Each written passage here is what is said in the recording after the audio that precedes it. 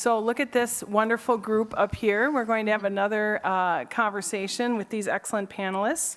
Panel 2 is going to be talking about the challenges of older adolescent vaccination. And so I just wanted to kind of level set us a little bit with where we're at with some of the vaccination rates of our adolescents. And I think in general, in the US, we do a pretty good job of keeping young babies on schedule, toddlers, and even the kindergarten. The vast majority of kids follow the schedule and are at that kindergarten in the 90s, 90% coverage, so it's really good. I think in general, as we get older, those vaccine rates fall off. And when you look at the adolescent platform, it's about half of kids are getting the meningococcal vaccine as they should at 16. About half of kids are getting their flu vaccine. About half of kids are getting their HPV vaccine. So what's happening with that other half? Where are those kids? Why don't we see them? And then even the Men-B vaccine, we don't even have any data on that nationally. But being the good data geek that I am, I looked at my own clinic to share some thoughts for you. So as I said, we have about a dozen clinics throughout the Twin Cities area in Minnesota. And our vaccine committee chose to say, even though the Men-B recommendation was category B, permissive, now it's shared decision making, that we would establish that every clinician would talk to every 16-year-old about this disease and the vaccine. And in doing that, then we went back and measured how are we doing. And our range was 3% of 16-year-olds in that smaller clinic to 94%. And most of them were actually in the 80s and 90s. And so I was happy about that. But it's a wide range. And so then we tried to dig down and say, well, where are we at? Why do some adolescents get this and some don't? When we looked at the time of year, it's a big surge in the summer. So as kids are going for their camp physicals, their back to school, their college physicals, but the rest of the year is really quite low. And so we have to kind of think about that as we're talking today. So I think the other challenges is that adolescents, do you really want to come to this peds clinic where there's like elephants and balloons and, it's like, do you see yourself in that clinic? And I think clinics have to think about that they may be going to alternative clinics, like I'm just going to go to urgent care when I get sick. Otherwise, I don't really need well checks. I think that we as clinicians, too, have to think about our missed opportunities.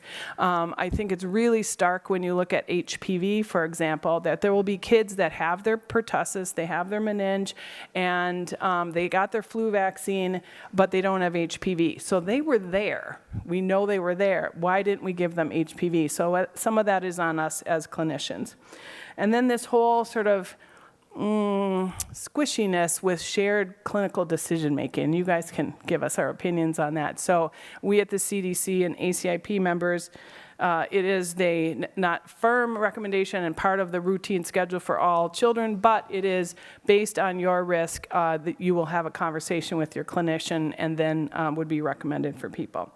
So that's just a little bit of some of our challenges by way of background. So I'm going to just start with some questions. So Saoirse McCrohan, I'm going to start with you. That's a good Irish name, right? Yeah. Wow. Yes, O'Connors, we have nothing on you. So, so as a NMA team member who lost your mother to meningitis, I know that you're quite a wonderful vaccine advocate. And so perhaps your experience won't be typical, but can you talk to us about your healthcare provider and how that conversation went, how that when they made recommendations to you early in your teenage years and before you went off to college, how did that conversation go? Well, I might be a bit of an anomaly since my mom passed away from meningitis. I was very proactive about talking to my clinician about the meningitis vaccine. And a little background about me is that in high school I created a club called MAC for Jan, Meningitis Awareness Club for Janet. And we had over 100 members, and we held fundraisers and events to raise awareness about meningitis in the community so it was no longer so chaotic and tragic to think about. So in my community, most I would like to say most kids got vaccinated. I began speaking at the middle school health classes, so before they went to high school, they were aware of it. And just by telling them that the risk is there, like this is in your own community. And even I feel like I'm just beginning to learn more and more about how meningitis has affected my community. I found out that the year before, a kid died because he had meningitis in our community or was paralyzed. And it's such a taboo or a phenomenon that's so quiet, nobody wants to talk about it. And you need to talk about these things. Vulnerability is our greatest strength. And if your doctor doesn't want to talk to it about it with you, you need to suggest it and say, this is why I'm afraid. I'm going to this college that had a meningitis outbreak. Like, I need this vaccine. That's great. So vulnerability, isn't that you just said that so beautifully. And teenagers, they, as a generalization, they don't want to be different. They want to be alike. But you went out there and you decided to go something on your own. And so was that from within you, do you think, that made you say, I don't really care what other kids think? Well, I made a promise to my mom when she passed away that I would spread awareness about this disease so that nobody would have to go through the pain of losing their mother. So it wasn't really a choice I made. It was more of a declaration to honor my mom. And I didn't think it was peculiar at all to start a meningitis awareness club. This is my passion. Yeah. This is what I want to do We're for the doing rest this. of my life. And by showing others that it's cool to promote meningitis awareness, they also think it's cool.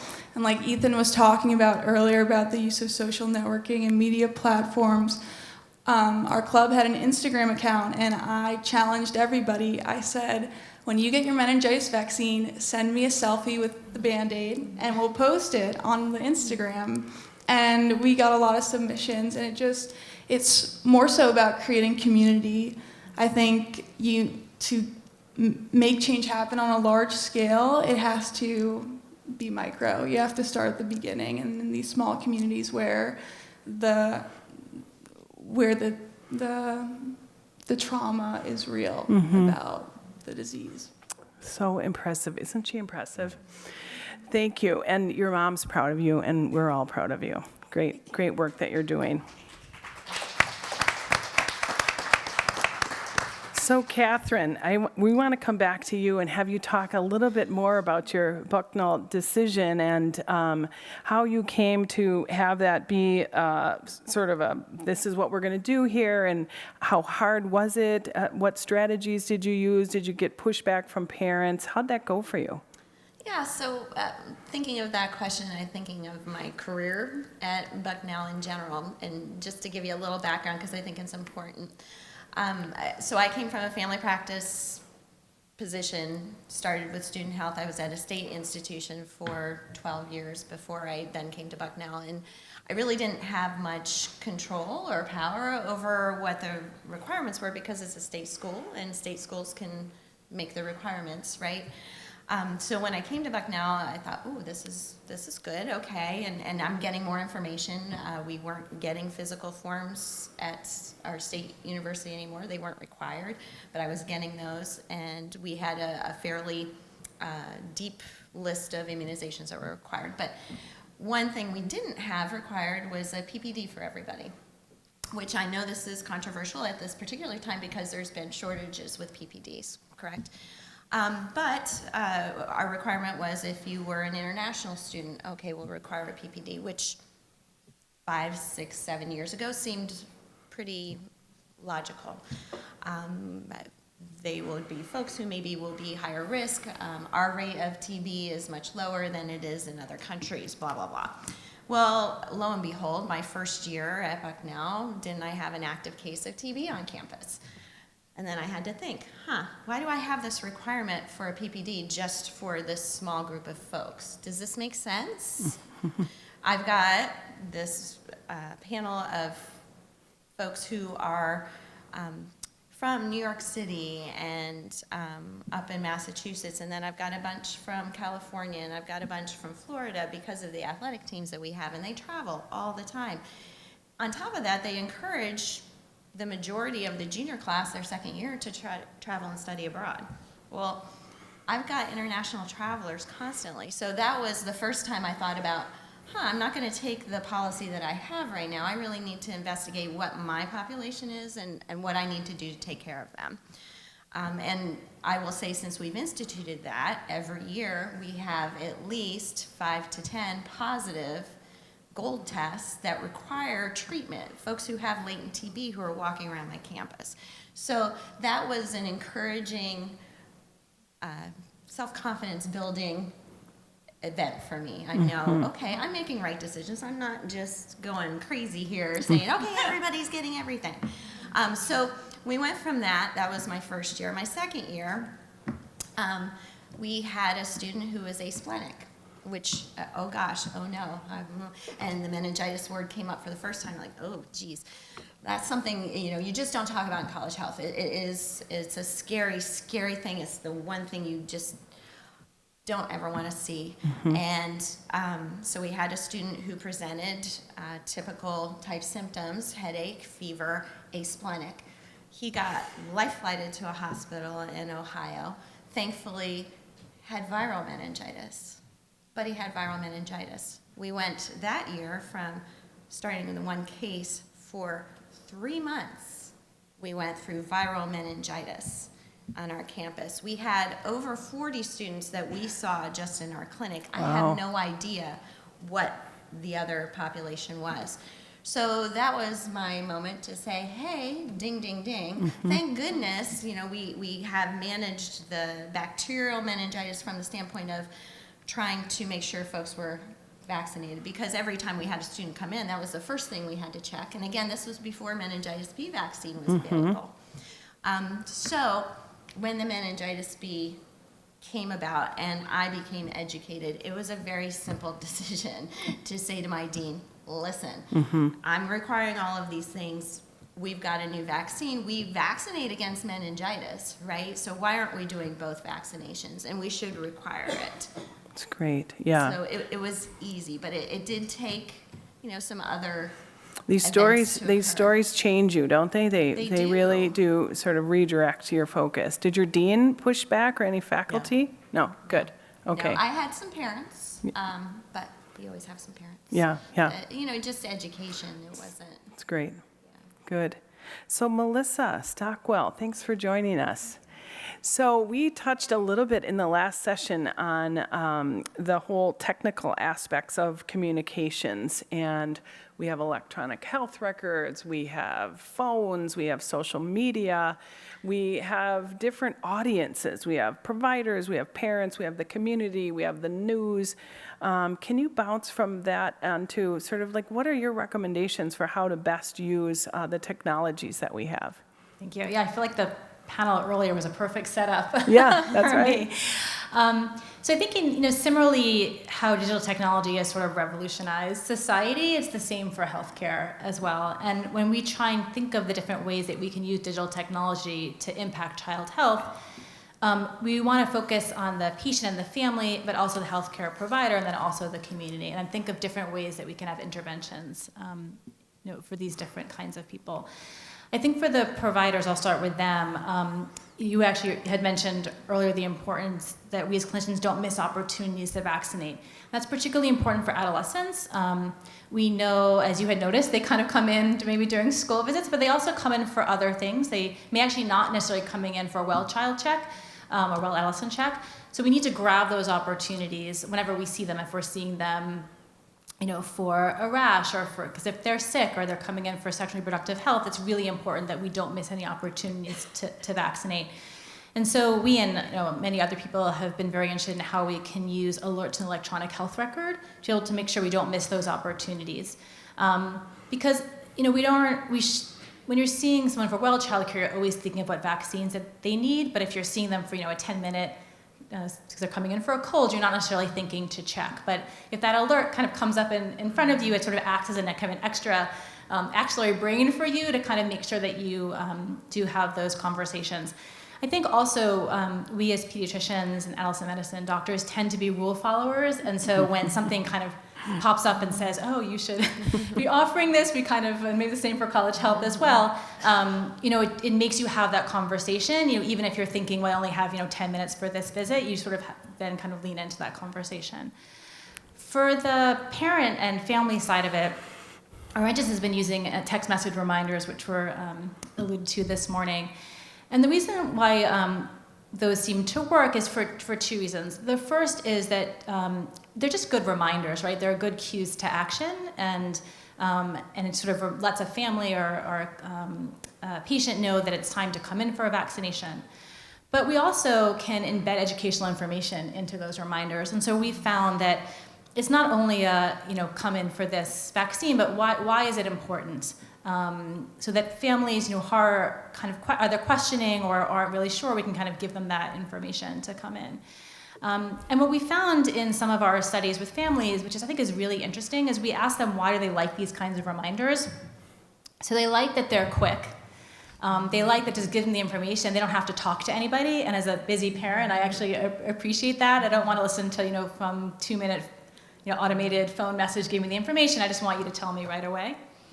But they also felt that it showed that the doctor's office was thinking about them and their family when they weren't right there in front of them.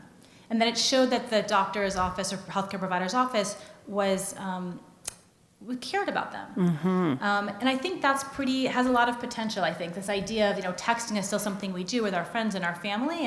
And I was kind of been liking it a little bit to like a modern day house call. We can kind of reach out to the families and let them know that, that we need them to come in. And the third part is social media, and which we talked a little bit about this morning too. And there I think we haven't done a good job. There's a lot of misinformation out there. And what I like to sort of say, particularly when I'm kind of training medical students or public health students or nursing students, is there's a large group of families who are vaccine hesitant, and they're just trying to do right by their child. But they don't know what's right. Because there's so much information and this world of alternative facts, they don't know who to trust. And for them, sometimes they feel like to make a decision to vaccinate is an active decision that they're afraid is going to put their child at risk. And they don't necessarily realize that making a decision not to vaccinate is also an active decision that puts their child at risk.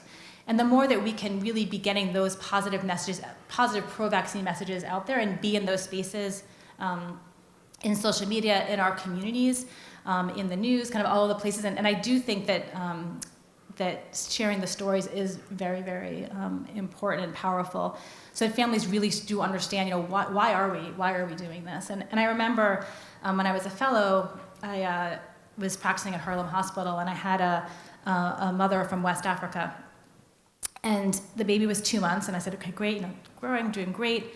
Your next appointment's at 4 months. So then she went out to the front to make the appointment, and then she came rushing back and say, they gave me the appointment at 4 months and 1 week. Is that going to be okay? And I said it's fine, because for her, the extra week really mattered. And I just came back from Uganda last week, and there it really matters, right? I mean, vaccines matter here as well, and I wish that families who are vaccine hesitant really understand, why are we doing this? We're really doing this to really, to protect our children and to protect our, our families and our community. Right. So and true. Technology is a way that we can hopefully promote that information. It's so true. And I think we've gotten socialized with text messages. So I get it from my dentist and from my vet and from my oil change for my car. And so when I don't get it from my kids, from my clinic, it's kind of like, oh, well, maybe that's not important. So like it is true that we probably all need to get on the same page and not think about text messages as an intrusion, but I love the way you said it's a reaching out and it's sort of more personal, like I'm thinking about you even when you're not here in front of me. I never thought of it that way. And I can say in our focus group with families, in the very beginning, we were sort of the first in the country to use text message vaccine reminders, and we were really worried, like how would families feel about them? Were we worried about the cost? And every parent said, like, it's for my child. I support it. And we've never really had families who have pushed back. ever. And is there anything about socioeconomic status where people don't have a cell phone that you would feel like you're missing some people, or are you getting people? Yeah, I think, so we've, in all of our studies and our outreach have really focused on plain text messages, not ones with links, because it's still a bit different now. Actually, I think most people actually have smartphones now, but when we first started, really everybody had cell phones, and if you look, for example, the Pew Charitable Trust does, surveys. If they look at sort of the digital surveys, really almost the entire population has a cell phone, and particularly the age of parents and adolescents. Everybody has a cell phone. Yeah. So I think it is actually a really good way to reach out to people. I think it's changing. It's definitely changing how people have smartphones, and that I think is changing over time. And so we're very careful about the kind of outreach that we do, so that we don't want to. Because of the digital divide, we don't want to miss portions of our population. Right. And we always send all our messages for our community here. Most of our families are Spanish speaking, so we always send messages in either English or Spanish. Fantastic, right? You're dependent on your cell phone when you don't have it and you break out in hives. You're wondering, where is it? That is true. Yeah, okay, Stephen, my fellow nurse practitioner, this is not a softball question for you. So I'm going to move us to mandates, go back to mandates for a second here. You're ready for this. We know that mandates increase our rates and exemptions weaken the mandates. So you are from New York, you were up in Albany, you had a lively conversation at your state, and it was around eliminating religious exemptions. So can you just tell us what that experience was like, how the conversations went, and just, your general opinion about what you think about mandates, and did that experience in Albany change your opinion? Sure. Well, that's quite the shift from text messages to mandates. Yeah. Because nobody wants to be told what to do. Yeah. Especially adolescents. Especially adolescents, right. You got this. So I'll say the other role that I have is I'm the executive director of the Nurse Practitioner Association, New York State. And we do a lot of advocacy for patients. And this was one of the few rare occasions, unfortunately, when many membership organizations, interdisciplinary, got together and said, this is important, and we all want to have a united front to advocate for this legislation. So that was quite unique, because usually when we go to Albany, you have one group who goes inside a legislator's office to say something, and then right behind them, they say, don't listen to what they just said, listen to what we said. So we were all on the same page, and I think for what it's worth, that definitely made the legislators take note of what we were doing, because it's rare for all of us to come together. And then in doing so, we told the stories, and we had legislators who had personal interactions with these issues themselves. So we were able to connect. We were able to have that level setting, so we could all speak the same thing. And they were passionate. And I think the legislators who were sponsors of the bills really went out on a limb here. They put their political careers at stake for this because just of how divisive these issues are.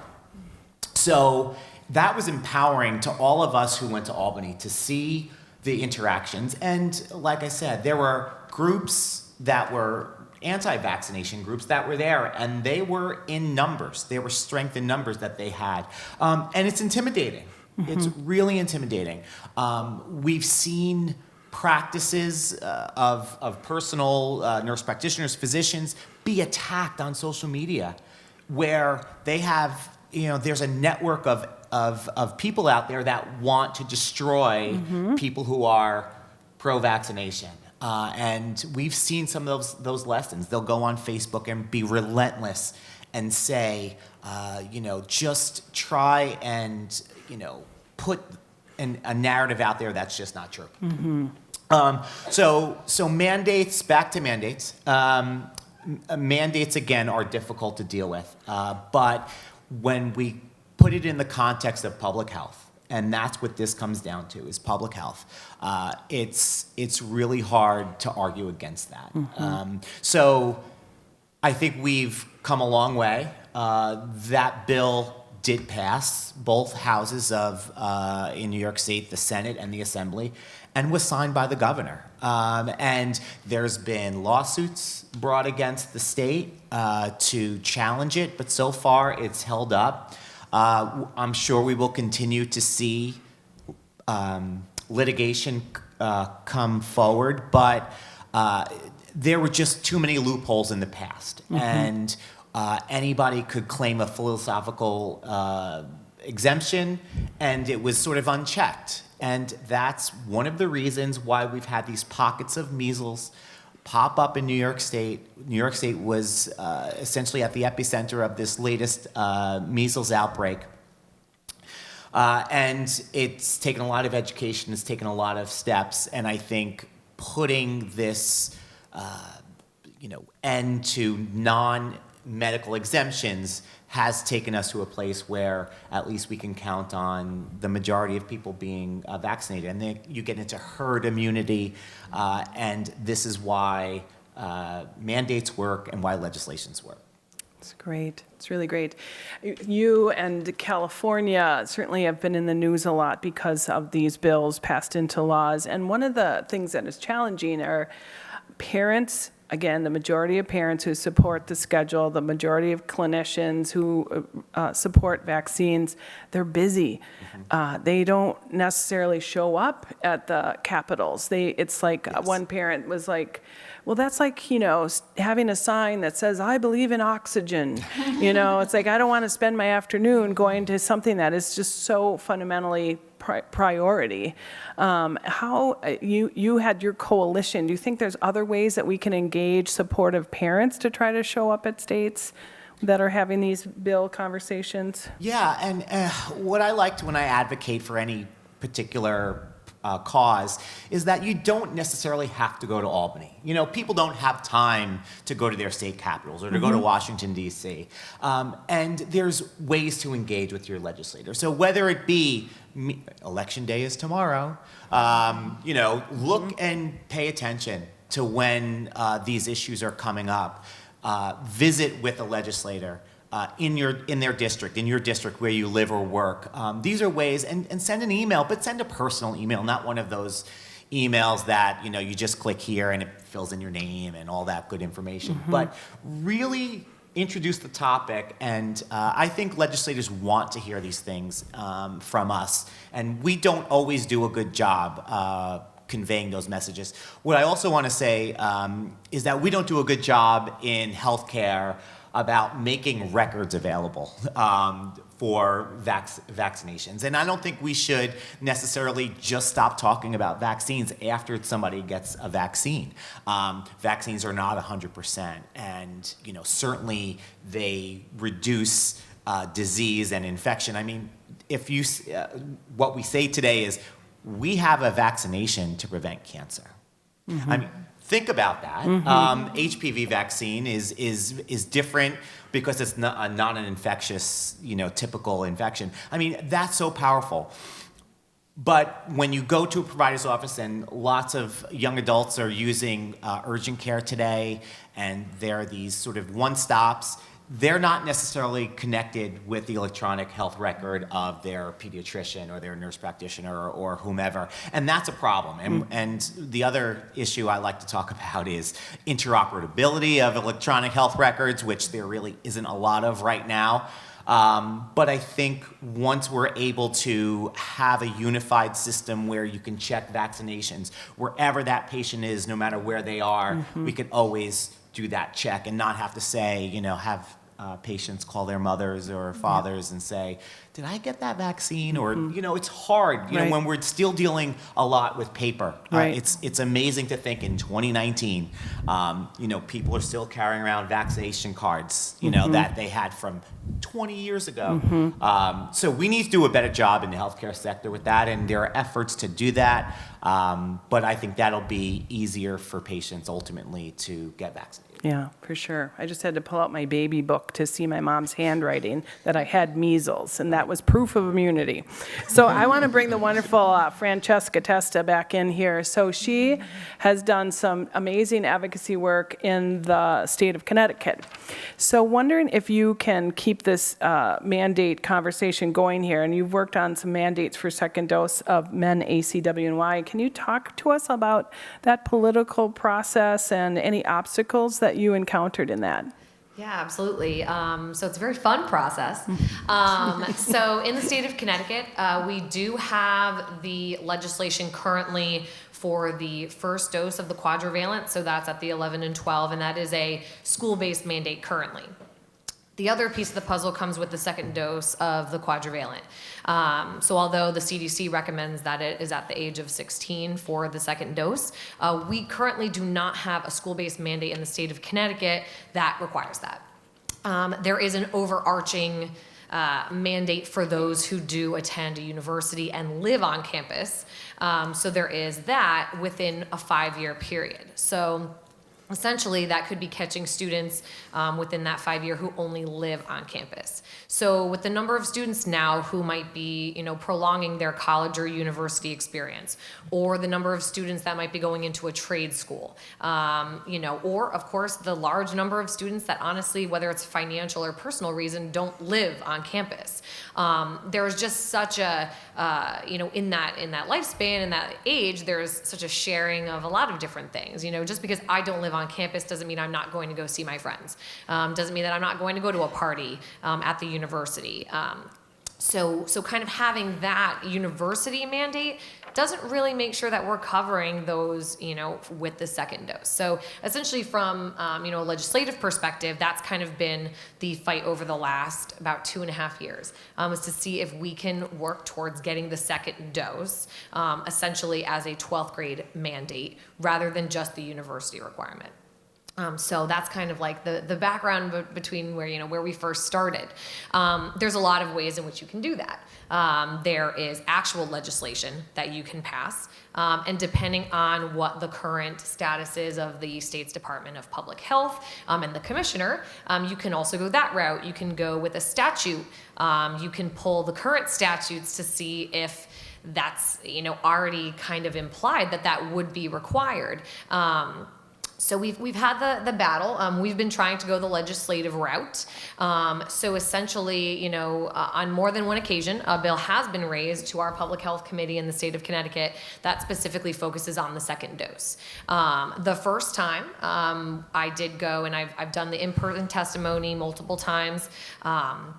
And the very first one, there were a few of us who were, of course, pro-legislation, but as Stephen mentioned, those that are on the other side of the coin are extraordinarily mobilized, and there are a lot of them. And even as we talk about our personal stories and the impact that those have, I come with my personal story. And what happened to me, and the fact is that I was not vaccinated at the time, and this is what I contracted. On the flip side of the coin, they also come with their personal stories. Regardless of, whether or not that is, a fact-check story or not, that's still a personal story that's coming from the other side of the fence. And so unfortunately, those type of things have an extraordinary impact on legislators. The re-election cycles, of course, those have an impact. Given any particular year, there may be individuals of a certain committee or legislative body that are definitely going to vote for it, and those that have unfortunately been approached in certain aspects where they don't want to put their political career online in a certain time. So there is so much bureaucracy that I had no idea going into, just for one small thing of getting this, which is already implied in our statute, as an actual legislative action. Recently, we've gone back to the table with a second dose legislative piece, but unfortunately this time those who wrote the bill did tie it to the HPV vaccination, so that both were going to be included as a school mandate at the 12th grade level. I'm sure as most of us know, there are some nuances about the HPV vaccine that make folks uncomfortable about talking about it, or, parents may have one view towards the HPV or flu and maybe not have an aversion to the meningococcal. So because things get lumped together, we run into problems that way. So really the largest problem at this point is funding, of course. Every state does things a little bit different, and we as a whole in Connecticut do purchase vaccinations for the entire state and disperse them. I also had no idea that was a thing. So of course I'm aware of the Vaccine for Children's program and that we're covering those, especially those that can't afford it. But in the state of Connecticut, they bulk purchase and supply the vaccines for everyone.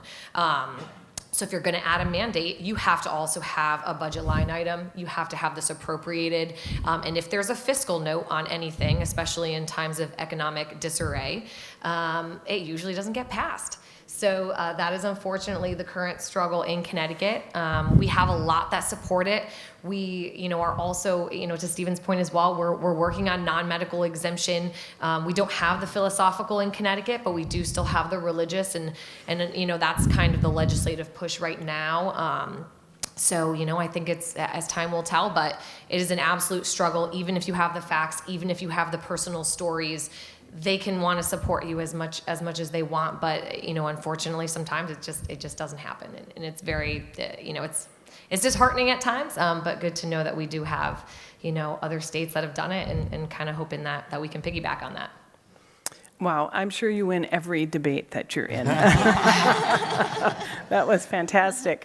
Okay, so this is for all of you. I'm just going to throw out a question that we haven't touched on yet today, but a factor that I think influences whether people get vaccinated or not, and that is pain. Nobody likes needles, and some people have needlephobia. And in fact, 6% of healthcare professionals are needlephobic. Mostly the anesthesiologists. That's a research, evidence-based statement.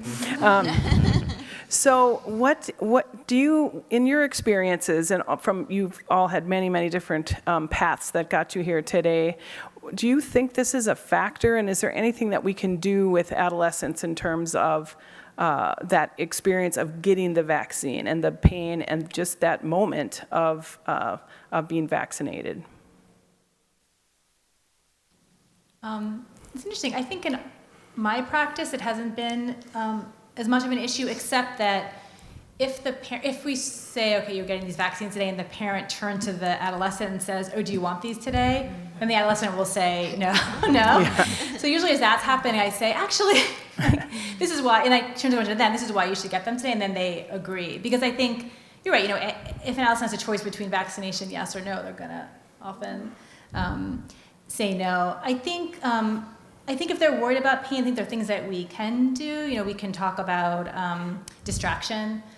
For little kids, we use things like buzzies, and you can use them for adolescents as well. People have tried to say once you put your your earphones on and listen to music, just because really it's just a split second that it's painful. So I think that we shouldn't let that get in the way of vaccination, but we should be ready, with tools if adolescents or their families are worried about it, or little kids are worried about it, have a way that we can make it a better experience for them. And then they are, starting to work on needleless vaccines. Mm-hmm. I think we obviously have the flu mist, but I think just in general, they're working on sort of other kind of patches and things. So I'm hoping, and I don't know how long it will take, 10, 20 years, we'll have different technologies so that we won't really have that needle be part of it. Mm-hmm.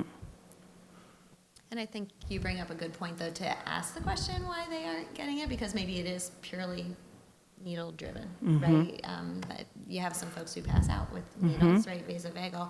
So if when we've had them in our office and they know they have to get their immunization, and we have that discussion, then, okay, well, let's go over here. And sometimes we take in an extra nurse with the 18-year-old, so we've got somebody to distract on one side. They get the shot, like, I didn't feel a thing, or mm-hmm. oh my gosh, I didn't even know you did it. And that just helps for any next immunizations as well. Mm-hmm. Asking the question if you don't know. Right. I think that's important is to say, I never say it's not going to hurt you. If they say is it going to hurt, right. I never say no. Mm-hmm. I might say it might hurt a little bit just for a minute, or we can try this or that. Because I think for any age, and even adults as well, like you want to tell people the truth. They're not going to trust you if you say, then the next time they're going to say, that really hurt a lot. So I think it's important to be honest and then have these options for them if they ask. Mm-hmm. Yeah. I think it's an issue about how we can further garner trust within the doctor-patient interactional landscape. I'm going to be honest, I don't like getting shots, and I would cry. And I'm a triplet, so we would all go at the same time, so it'd be all four of us crying. Yeah. But then, when you're 11 years old and your mom passes away from a vaccine-preventable disease, life really hits you in the face. And I had a conversation with my pediatrician about this, and she was one of the first people to actually give me information about why this happened to my mom and how this could have been prevented. And I don't tell my friends at school that get vaccinated that's not going to hurt either. Your muscle's going to be sore. Mm-hmm. I wasn't able to do some chaturangas and planks and yoga the next day, but you'll get it won't. You have to think about it as what is deemed as facts will be up for contention, whether they're rational or not. So if you illuminate vaccines as an altruistic goal or something to accomplish for the betterment of society and everyone around you, you have to think about the collective. Mm-hmm. It's not just about you. And it was about my brothers too, them feeling pain too. That made it better for me too to get it. Right. So maybe they shouldn't go alone. Bring your siblings. That's right. Yeah, I have two daughters, and it's like this. Everything's not about you. Kind of sentence would come out when they were younger, and I always used to think that's true for vaccines. This isn't all about you. Yeah. Any other thoughts from panelists on the pain question? Well, I'm terrified of needles. Yeah. I would always force my mom to get me the cream that would numb my arm even before I got my blood taken. But when I had meningitis, you don't really have a choice. I think at one point I may have had, maybe 10 or 11, total, IVs and everything like that. And when you come out and we have to constantly take your blood and you're going to be on this, for the rest of your life. It's a fear that eventually, I don't think it ever goes away, but I think, you just have to look at what kind of the end goal is there, and it's to be healthy. So, yeah. So we're getting near the end of the hour. I'm going to ask a hard question of all of you too. So, one of the themes that you're seeing now is my child, my choice, or my body, my choice. And it gets back to some of the things we talked about earlier today, but the people that are kind of on that bandwagon, how are they joining? First of all, I want you to comment about what that means in this sphere of vaccination, my child, my choice, and how we deal with that. But then also, how do we get families to be advocates like all of us for the prevention of disease as opposed to advocates that are trying to sway people from getting vaccinated and the whole personal freedom kind of thing? This is a hard one. Anyone who wants to go first? Look at them all jump at it. I've just a brief comment. If it were a platform of my child, my choice, I choose to keep my child healthy. And the only way to do that is vaccines. Mm-hmm. I think it's as simple as that. Mm-hmm. I think it's interesting. I think it's sort of, as public health practitioners, right, there's a lot of things that we do. We say you have to send your children to school, right? We say, as a society, we say there are, if we're taking the point of view of the child, there are things that we say we need to do as a society to protect our children. And I see vaccination as one of those that I think I truly believe in vaccines. I've seen vaccine-preventable diseases, and if we can do something that will protect those children, the children who are vaccinated, but also the children who can't be vaccinated, right? There's children who, because of medical problems, or can't get vaccinated, or those little babies who are too young to get vaccinated, and we really do want to do what we can to protect them. I like to have the conversation with parents, rather than come in, sort of whether you have to do this, to really try and understand. And I think that Noel talked about this morning, sort of having those, first the sort of presumptive, like this is what you're getting today. But then if the family has questions, to talk to them about it and really try and explain why we do think it's important for the child, and trying to keep those communication channels open. But at some point, if they're not going to vaccinate, I think we do have this legislative opportunity to do it. And I think New York City and New York State has really been at the forefront, of that. And I think it's an important way that we do protect our children. Mm-hmm. Go ahead. I echo that. Okay. Well, I just think that it's something that we also have to look at from, and of course, again, having my background be in kind of public health, to the same point that Melissa was making, but also that vaccines itself, there's no like geopolitical boundaries that vaccine preventable diseases stay behind. Mm-hmm. We all travel, we're all mobile, our children are mobile, our children are traveling. So, I don't think we really get to sit up here and kind of be like, well, that's the choice. I get that choice because for all those that can't, for all those that are immune suppressed, for all those children that are unfortunately going through, whatever treatment, they may be, that they can't be protected in that way. And I think as a society, we do have to be those that step in and say, that we should be protecting all of those, especially some of our most vulnerable populations. And, I think we need to look at it more from a global and, national, statewide, public health perspective, because the diseases themselves aren't going to just stay in that community. Mm-hmm. And we all hope that the children and those in our communities are safe. And Saoirse, you get the last word. Mm-hmm. I think it's important to reinstill the fear of vaccine preventable diseases. One of my professors at Mount Holyoke, she contracted measles and has hearing aids from that. Mm-hmm. And you because vaccine preventable diseases are so uncommon because of vaccines, you don't think that that's ever going to happen to you. Right. But it can, and it will, and you probably know someone in this room that has been affected by a vaccine preventable disease. Right.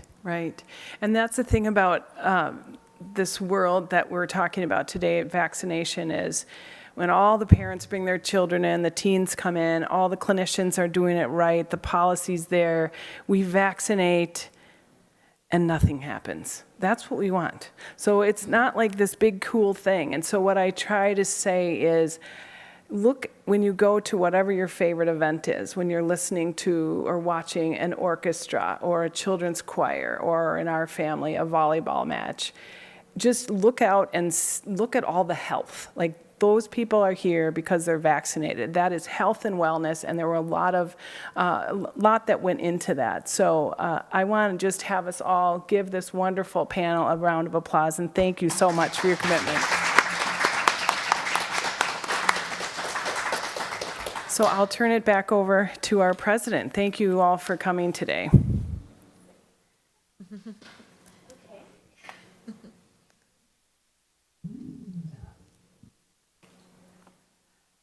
Well, that concludes our panel discussions, and we hope that you all gained something from each of them.